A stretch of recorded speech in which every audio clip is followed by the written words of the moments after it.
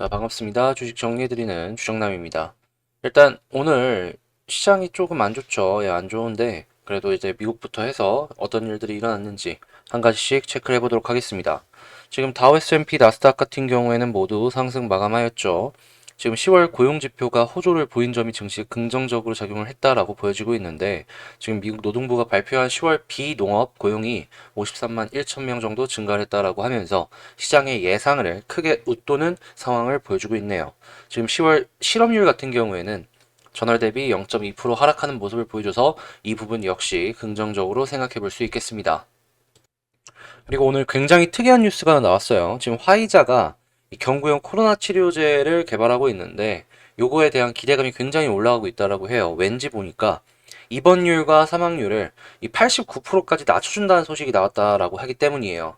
이는 먼저 개발한 몰누피라비르, 요거 이제 머크가 개발한 거죠. 요거보다 효과를 훨씬 더 이제 좋은 모습을 보여줬다라고 하는데, 만약에 이제 화이자 가격까지도 머크보다 싸다면 화이자가 시장을 어느 정도 평정할 수 있지 않을까 기대해 볼 수 있겠네요. 자, 그리고 국제 유가 같은 경우엔 81.27달러까지 3.12% 급등했고요. 미국 국채 같은 경우에 10년물 기준 1.45%까지 돈이 몰리는 모습을 보여줬고, 달러 혼조에 금 가격은 다시금 상승하는 모습을 보여주고 있습니다. 자, 그리고 미국 같은 경우에는 파월, 브레이너드, 바이든 회동을 한다라고 하거든요. 후임에 대한 얘기가 계속해서 나왔었기 때문에 과연 이번에 어떤 식으로 진행이 될지 봐야 될 것 같고, 지금 미국 하원 인프라 법안 가결, 사회복지안 절차적 표결이 승인이 됐다라고 해요. 이게 만약에 진짜로 다 통과가 되고 본격적으로 진행이 되기 시작을 한다면 한국 쪽에서도 충분히 수혜를 받을 수 있는 기업들은 많다 보니까 계속해서 보시면 좋을 것 같습니다. 자, 그리고 에어비앤비랑 익스피디아가 개장 전 장전 거래에서 상승하는 모습을 보여주고 있다라고 하고요.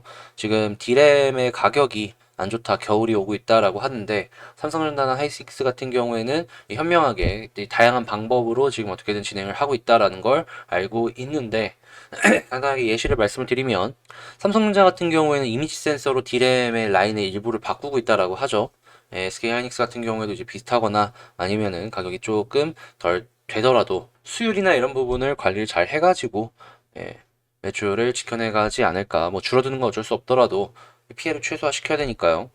자, 그리고 지금 40조 폴란드 원전 사업, 지금 산업부 한수원이 출사표를 내던진다라고 하는데 이번에도 미국과 같이 움직일지 보면 좋을 것 같고, 지금 이게 가장 중요하죠. 요소수 풍기가 한국에서 어마어마한 타격을 입히고 있는 걸 확인을 할 수가 있습니다.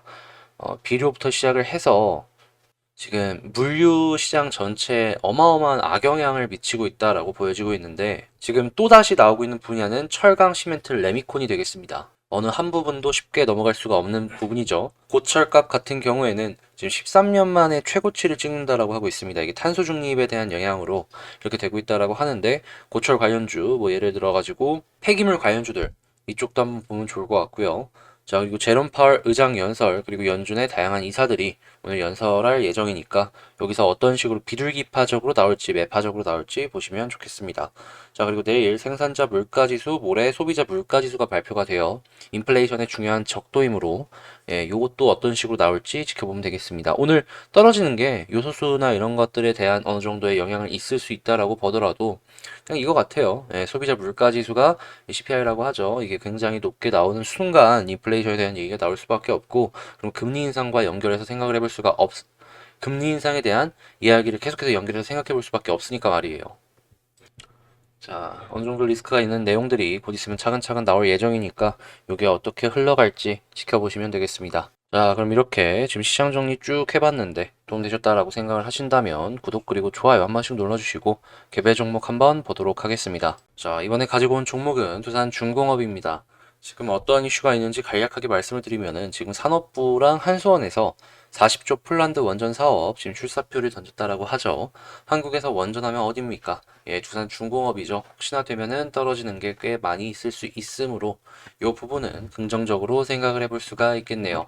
자, 그리고 대선 주자들도 하나씩 하나씩 정책을 본격적으로 구체화를 시킬 거 아니에요. 거기에 원전 내용은 나올 가능성이 크므로 거기에 따른 수혜로 인한 상승 기대해봐도 되겠네요.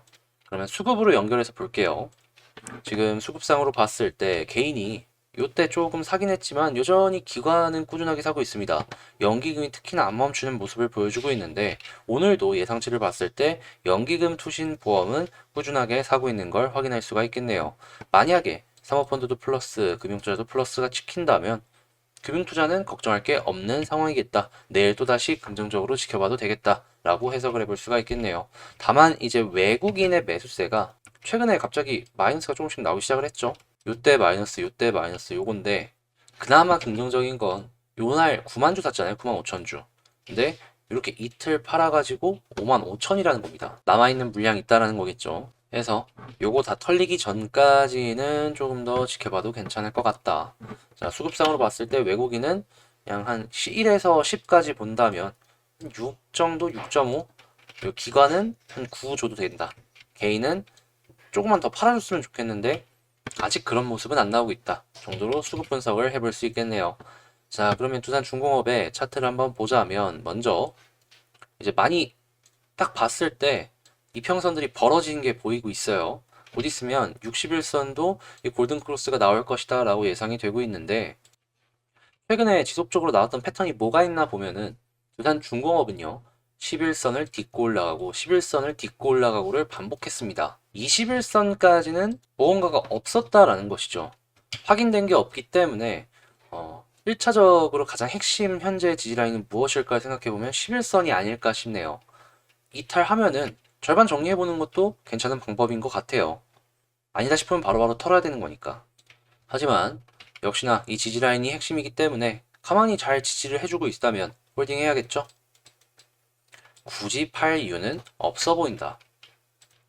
이 위쪽에서의 위치도 너무나도 오늘 마음에 들어요. 밑꼬리를 한 번, 두 번 들었죠. 근데 11선 부근으로 딛고 올라가고 딛고 올라가를 반복했단 말이죠. 일봉상으로 본다면, 아니 분봉으로 보면은 아마 쌍바닥이 이쁘게 마련이 되어 있었을 겁니다. 그리고 쌍바닥 하면은 뭐가 어떻게 된다? 추세가 돈다. 추세가 돌면 단기적으로 올라갈 가능성이 생긴다. 그리고 현재 위치는요. 매물대로 봤을 때 가장 개미들이 많이 물려있는 자리를 뚫고 위쪽에 자리를 위치한 상황이에요.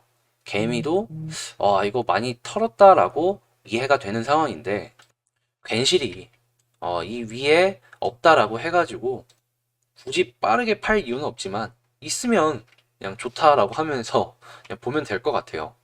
자, 그리고 올라가게 된다면 이 매물대를 뚫고 올라갔으니까 위에는 비어 있을 거 아니에요. 요만큼은 널널하다. 얼마까지? 3만원 초반까지. 그러면 만약에 올라가기 시작하면 3만원 초반까지는 이렇게 올라갈 가능성이 있다라는 거예요. 이 이상은 솔직히 이 소화를 어떻게 해주느냐에 따라서 다르긴 한데 지금 당장에 각 잡는 거 보면은 이 매물대 정도는 한번 이렇게 슈팅이 나올 것 같긴 하거든요. 그래서 정리를 해보면 11선 위에 있는 모습을 보여준다면 한번 이 3만원 초반까지 반등을 기대해봐도 될 것 같다 라고 말을 할 수가 있을 것 같네요. 이 밑으로 떨어지게 되면은 21선에서 지지를 물론 해줄 수는 있긴 하지만 아직은 뭐가 나온 게 없잖아요. 아직은. 그래서 쉽사리 이거를 좀 집중해서 봐라라고 말씀을 드리기엔 어려운 게 사실이네요. 자, 이렇게 한번 두산중공업 쭉 봐봤는데 도움되셨다라고 생각을 하신다면 구독 그리고 좋아요 한 번씩 눌러주시고요. 제가 곧 있으면 멤버십을 엽니다. 과연 영상으로 해서 이제 하나 올려놓을 예정이니까 관심 있으신 분들도 한번 봐보세요. 자, 그러면 전 다음에 더 좋은 영상으로 다시 찾아뵙도록 할게요. 이상 주식 정리해드리는 주정남이었습니다. 감사합니다.